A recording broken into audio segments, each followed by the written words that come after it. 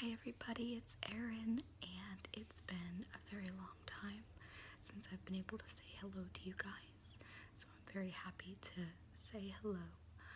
I have been really busy, obviously, and I really wanted to let everyone know that I'm still here and everything.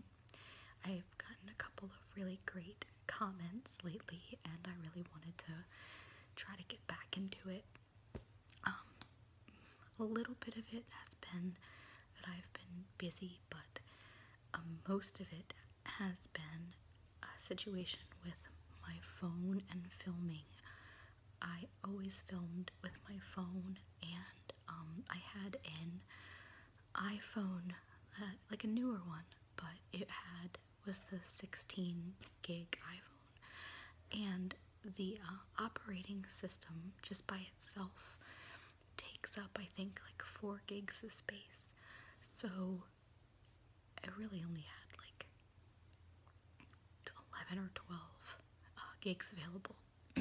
So I always needed like certain apps for work, and I would take pictures and videos and stuff for work. And the last like 4 or 5 times that I had sat down to make a video before I had taken a break, I had started filming and had everything set up, and like 4 minutes into the video it would just shut off and tell me that I didn't have enough space. And after that happened for like the 5th time, I just kind of realized that I didn't have the space on my phone to do what I needed to do. So now the new iPhone came out, and I went today to change it over, and I made sure that I got the largest available phone. So I have the new one, the 6S, and it has 128 gigs, which is way more than 16.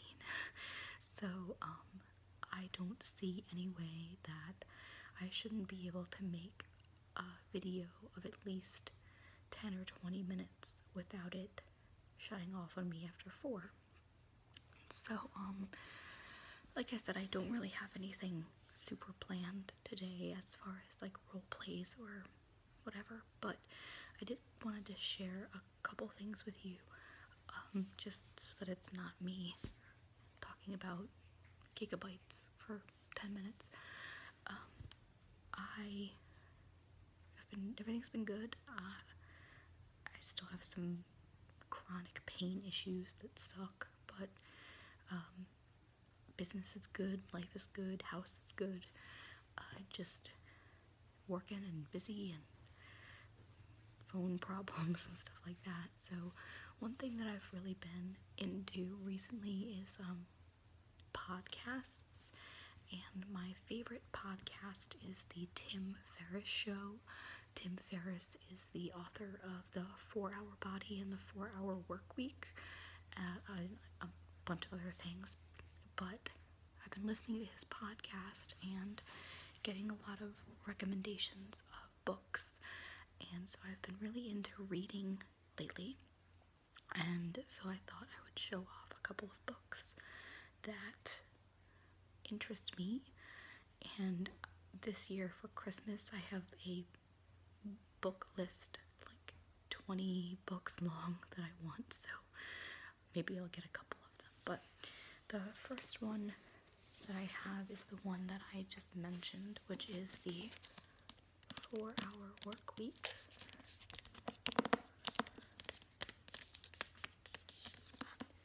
And that's by Tim Ferriss.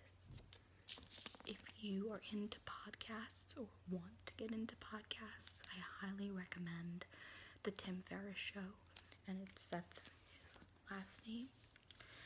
And what he does on his show is he interviews people from all walks of life, like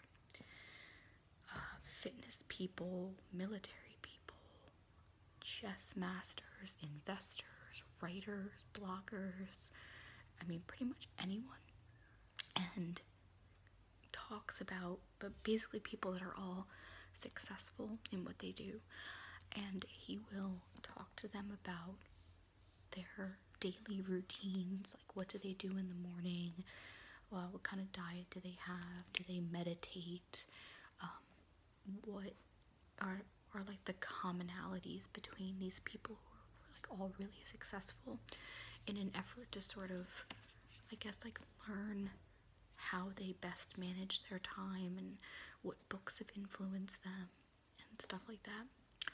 So anyway, this is his book in particular, The 4-Hour Workweek, and I haven't gotten super far into it, but it basically is a kind of like a life hack book where it'll tell you like how to do the most that you can in the least amount of time. I'll read what it says in the back. It says, "Forget the old concept of retirement and the rest of the deferred life plan. There's no need to wait and every reason not to, especially in unpredictable economic times. Whether your dream is escaping the rat race, experiencing high-end world travel, earning a monthly 5-figure income, or just living more and working less, this book is the blueprint." And it, the like little sleeve inside says, "What do you do?" Tim Ferriss has trouble answering the question. Depending on when you ask him, he might answer, "I race motorcycles in Europe," or "I ski in the Andes," or "I scuba dive in Panama." He has spent more than 5 years learning the secrets of a fast-growing subculture that has abandoned the slave, save, retire, and instead mastered time and mobility to create a lifestyle in the here and now. Whether you're an overworked employee or an entrepreneur trapped in your own business, this book is the compass for a new and revolutionary world. So, a lot of it is like practical advice, like apps that can help you be more productive, and some of it's a little, you'd have to be kind of like a risk taker to do some of it, but it's one of those things where like it's been recommended to me by so many people that I felt like I needed to check it out, because a lot of people that I really like and I feel like are pretty successful rave about it. So this is on my list. One of the things in the book that I've already sort of gotten into recently is there's a website called 99 Designs and one called Fiverr, and I've used them for some like logo design, where it's people in any country you can imagine that will design for you, and it's way cheaper than going to like a local printing house or something like that, and you can pretty much access smart people from anywhere and pay a lot less, which is good for people like me who want a good design but don't want to pay a whole lot of money. The second book that I've been reading is called The Paradox of Choice: Why More is Less by Barry Schwartz. And I also just started this one. These books could be awful, by the way. I'm getting into them. They were highly recommended, so I would like to think that they're pretty good. This one, it was a Business Week top 10 book of the year, so should be good. And this one says, whether we're buying a pair of jeans, selecting a long-distance carrier, choosing a doctor, or setting up a 401k, everyday decisions, from the mundane to the profound challenges of balancing career, family, and individual needs, have become increasingly complex due to the overwhelming abundance of choice with which we are presented. We assume that more choice means better options and greater satisfaction, but beware of choice overload. It can make you question the decisions you make before you even make them. It can set you up for unrealistically high expectations, and it can make you blame yourself for any and all failures. In The Paradox of Choice, Barry Schwartz explains why too much of a good thing has proven detrimental to our emotional well-being. Using current research in the social sciences, he makes the counterintuitive case that eliminating choices can greatly reduce the stress, anxiety, and busyness of our lives. In accessible, engaging, and anecdotal prose, he offers practical steps for how to limit choices to a manageable number, have the discipline to focus on the important ones and ignore the rest, and ultimately get greater satisfaction from the choices you do make. So, I found this book particularly interesting for me because I do find that in life and business and stuff for me that I do get overwhelmed with choices, like especially business-wise, because I get to make all the decisions myself. In one way it's really liberating, but in another way it's like almost impossible to make a decision because it's like, I'll think of like what background picture I want for my website, or what I want to call something, or how much money I want to list a certain service for, or something like that, or like what furniture do I want in my living room. And like it's very easy to get overwhelmed because there really isn't necessarily a bad decision, but like I'm just the kind of person who like second and third guesses things. So like I'm learning more to like make decisions final, and then that way I don't have to spend time wondering if I made the right one, because I just only make one decision and then live with it. And that the book has been pretty cool for that. There's some things that different people might disagree with, but I think overall the message is, it makes sense to me that sometimes too much choice can kind of overwhelm you and like make things harder than it needs to be. So that's that. And then the third one that I'm reading right now, which I'm super excited about and I love, is this book, which is called Daring Greatly.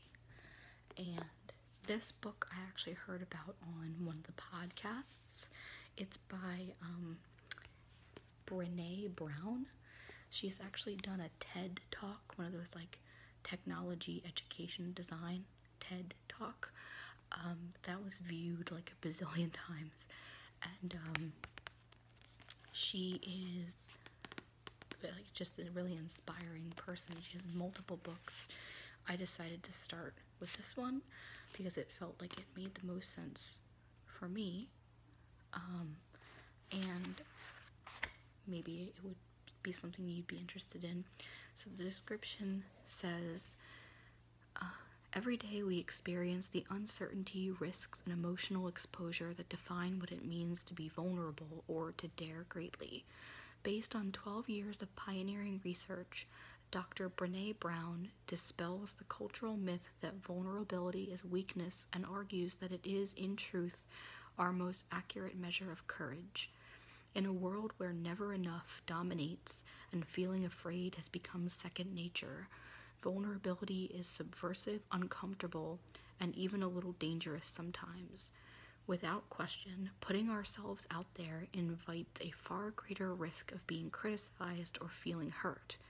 But Brene Brown explains that when we shut ourselves off from vulnerability, we distance ourselves from the experiences that bring purpose and meaning to our lives, and that nothing is as dangerous, uncomfortable, or hurtful as standing on the outside looking in and wondering what it would be like if we had the courage to step into the arena.